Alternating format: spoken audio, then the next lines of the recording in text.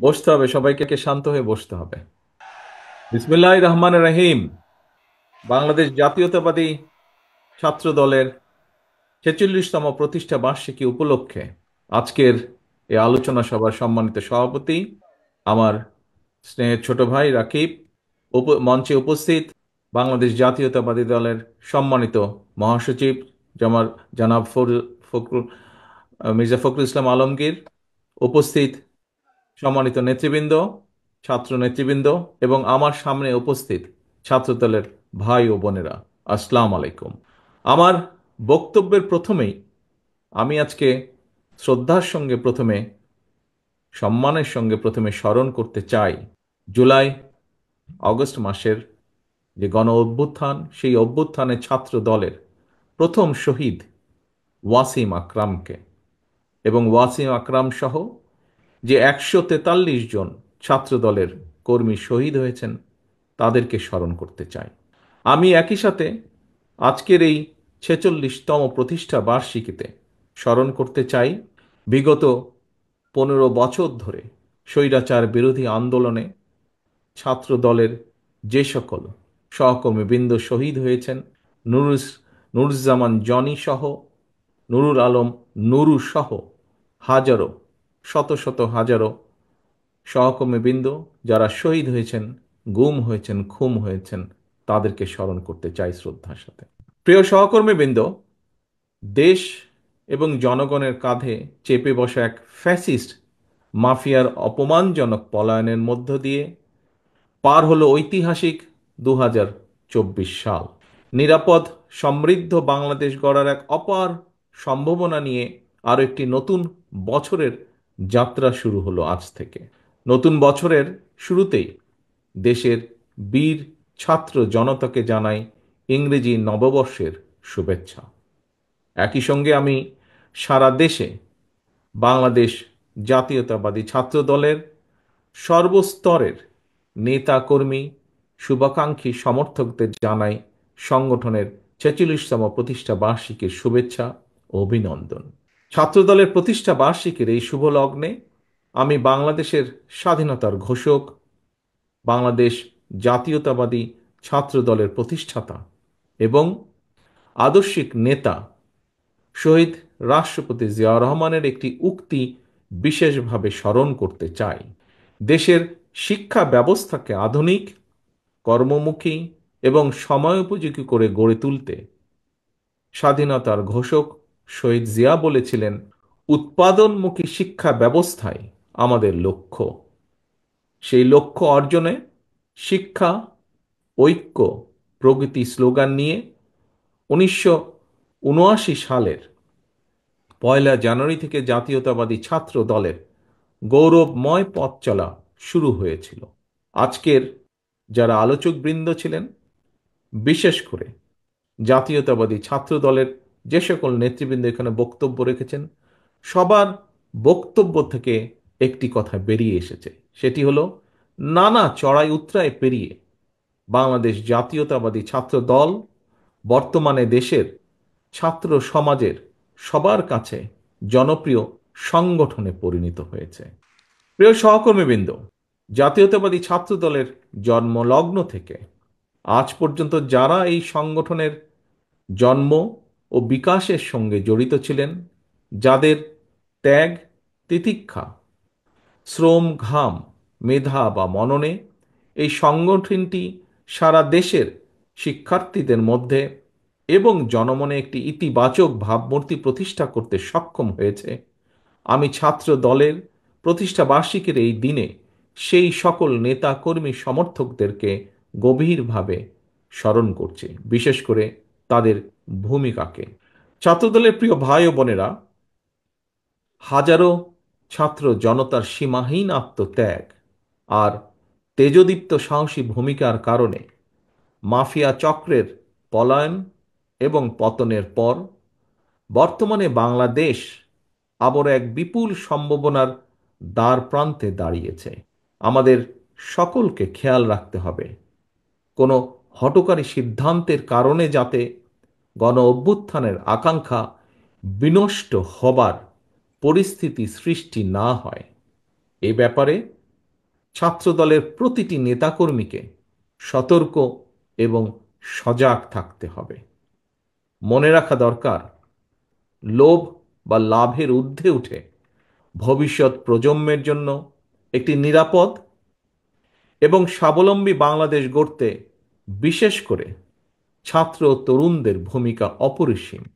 বাংলাদেশকে আন্তর্জাতিক বিশ্বে একটি কার্যকর এবং প্রভাবশালী রাষ্ট্রের ভূমিকায় দেখতে চাইলে, বাংলাদেশ নামক রাষ্ট্রের একজন মর্যাদাবান নাগরিক হিসাবে বেঁচে থাকতে চাইলে জ্ঞানভিত্তিক সমাজ ও রাষ্ট্র গঠনের কোনোই বিকল্প নেই। সুতরাং প্রিয় ছাত্রদলের ভাই বোনেরা, তোমাদেরকে অবশ্যই মনে রাখতে হবে, শিক্ষার্থীরাই জ্ঞানভিত্তিক রাষ্ট্র ও সমাজ গঠনের প্রধান হাতিয়ার। রাষ্ট্র এবং রাজনীতি সম্পর্কে শিক্ষার্থীদের অবশ্যই সচেতন থাকতে হবে।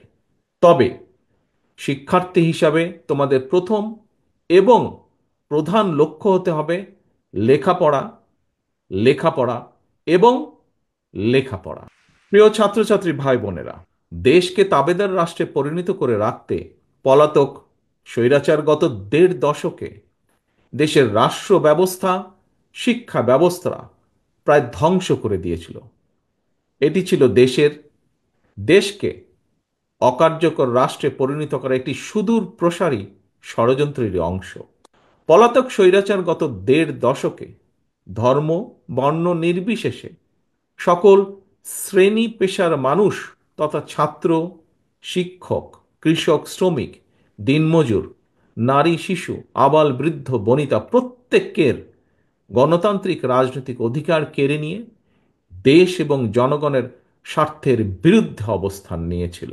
ফলে ব্যক্তি থেকে সংগঠন তথা বাংলাদেশের পক্ষের প্রতিটি রাজনৈতিক দলের সামনেই দেশ এবং জনগণের কল্যাণে নেওয়া তাদের নিজ নিজ রাজনৈতিক আদর্শ, লক্ষ্য কিংবা কর্মসূচি বাস্তবায়নের পলাতক স্বৈরাচারী ছিল প্রধান বাধা। এ কারণেই ৫২-এর ভাষা আন্দোলন, ৭১-এর মুক্তিযুদ্ধ কিংবা ৯০-এর স্বৈরাচার বিরোধী আন্দোলনের মতোই ২০২৪ সালের জুলাই আগস্টে ছাত্র জনতার নেতৃত্বে গড়ে ওঠা ফ্যাসিস্ট মাফিয়ার পতন আন্দোলনে দল মত নির্বিশেষে সবাই ঝাঁপিয়ে পড়েছিল। ছাত্র জনতার রক্তক্ষয়ী আন্দোলনে মাফিয়া স্বৈরাচার দেশ ছেড়ে পালিয়ে যেতে বাধ্য হয়েছে। অবশেষে মাফিয়া প্রধানের পালিয়ে যাবার পর প্রতিটি রাজনৈতিক দলের সামনেই এবার জনগণের কাঙ্ক্ষিত একটি বৈষম্যহীন গণতান্ত্রিক মানবিক দেশ গড়ার পালা। এই লক্ষ্য বাস্তবায়নের উদ্দেশ্যে রাজনৈতিক দলগুলো এখন জনগণের সামনে যার যার দলীয় আদর্শ, কর্মসূচি উপস্থাপন করবে, জনগণের সমর্থন আদায়ের চেষ্টা করবে। এটি গণতান্ত্রিক রীতি, গণতান্ত্রিক বিশ্বের স্বাভাবিক ও স্বতঃসিদ্ধ নিয়ম। এমন অবস্থায় কোনো কোনো মহল থেকে সংস্কার নাকি নির্বাচন এ ধরনের জিজ্ঞাসাকে বিএনপি, বাংলাদেশ জাতীয়তাবাদী দল তথা দেশপ্রেমিক সকল মানুষ, সকল রাজনৈতিক দল স্রেফ অসৎ উদ্দেশ্য প্রণীত কূট তর্ক বলেই বিবেচনা করে। বরং আমাদের দল বিএনপি মনে করে রাষ্ট্র, রাজনীতি এবং রাজনৈতিক দলের গুণগত পরিবর্তনের জন্য সংস্কার এবং নির্বাচন উভয়ই প্রয়োজন। বিদ্যমান ব্যবস্থাকে সময়োপযোগী করতে সংস্কার একটি অনিবার্য ধারাবাহিক প্রক্রিয়া। একইভাবে গণতান্ত্রিক ব্যবস্থাকে টেকসই এবং প্রাতিষ্ঠানিক রূপ দিতে নির্বাচনই সবচেয়ে বেশি গুরুত্বপূর্ণ ও কার্যকর পন্থা। নির্বাচনের মাধ্যমেই জনগণ ভোটের অধিকার প্রয়োগের যে সুযোগটি পায়, যেটি রাষ্ট্র জনগণের রাজনৈতিক ক্ষমতা নিশ্চিত করে। প্রিয় সহকর্মীবৃন্দ, বিএনপি মনে করে রাষ্ট্রে জনগণের রাজনৈতিক এবং অর্থনৈতিক ক্ষমতা নিশ্চিত করা না গেলে গণতন্ত্র, মানবাধিকার কিংবা পুঁথিগত সংস্কার শেষ পর্যন্ত কোনো কিছুই টেকসই হয় না। অন্তর্বর্তীকালীন সরকার বেশ কিছু গুরুত্বপূর্ণ বিষয় সংস্কার কার্যক্রম হাতে নিয়েছে। সংস্কার কার্যক্রম অবশ্যই প্রয়োজন। এ কারণেই অন্তর্বর্তীকালীন সরকার হয়তো তাদের দৃষ্টিতে অনেক বড় বড় সংস্কার কর্মসূচি হাতে নিয়েছে। তবে এইসব সংস্কার কর্মসূচির আড়ালে জনগণের নিত্যদিনের দুর্দশা উপেক্ষিত থাকলে জনগণ হয়তো খোদ সরকারের সংস্কার দাবি নিয়ে মুখ খুলতে বাধ্য হবে। ইতিমধ্যেই জনগণের মনে প্রশ্ন উঠেছে, পলাতক স্বৈরাচারের আমলে সৃষ্ট বাজার সিন্ডিকেট ভেঙে দ্রব্যমূল্য জনগণের ক্রয় ক্ষমতার ভেতর আনতে সরকার কি কি পদক্ষেপ নিয়েছে। ফ্যাসিস্ট আমলে দায়ের করা লক্ষ লক্ষ মামলায় এখনো কেন প্রতিদিন অকারণে মানুষকে আদালতে বারান্দায় ছুটোছুটি করতে হচ্ছে? দেশের বিদ্যমান পরিস্থিতিতে বিএনপি বারবার যে কথাটির উপর জোর দিতে চায় সেটি হলো, অন্তর্বর্তীকালীন সরকার তাদের সংস্কার কিংবা গৃহীত পরিকল্পনায় অগ্রাধিকার নির্ধারণের ব্যর্থতার পরিচয় দিলে ষড়যন্ত্রকারীরা 2024 সালের গণ অভ্যুত্থানের স্পিরিট বিনষ্ট করার সুযোগ নেবে। এরই মধ্যে তারা একাধিকবার দেশে অস্থিতিশীল পরিবেশ তৈরির অপচেষ্টা চালিয়েছে। হাজারো ছাত্র জনতার রক্তের উপর প্রতিষ্ঠিত বর্তমান অন্তর্বর্তীকালীন সরকারের ব্যর্থতা বাংলাদেশের গণতন্ত্রের পক্ষের শক্তির দেখতে চায় না। এ কারণেই জনগণের পক্ষের রাজনৈতিক দল হিসেবে বিএনপি অন্তর্বর্তীকালীন সরকারের প্রতি সমর্থন অব্যাহত রেখেছে। প্রিয় দেশবাসী, রাষ্ট্র এবং সরকারের বিদ্যমান বিধি ব্যবস্থা নিয়ে তরুণদের মনে অনেক প্রশ্ন রয়েছে এবং আমরা মনে করি এই প্রশ্নগুলো থাকাটাই স্বাভাবিক।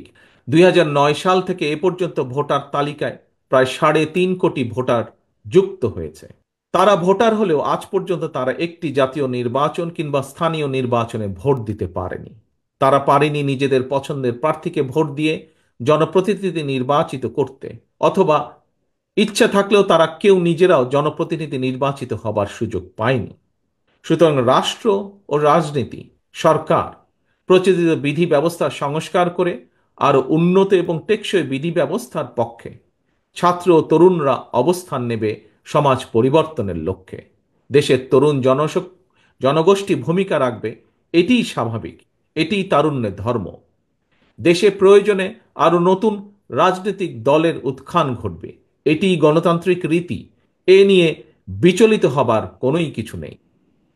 রাষ্ট্র ও রাজনীতির প্রয়োজনে বিএনপি সকল গণতান্ত্রিক উদ্যোগকে স্বাগত জানায়।